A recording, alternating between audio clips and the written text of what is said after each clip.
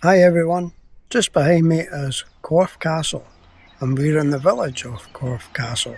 The castle dates back to just after 1066 and it's laid in ruin since 1646.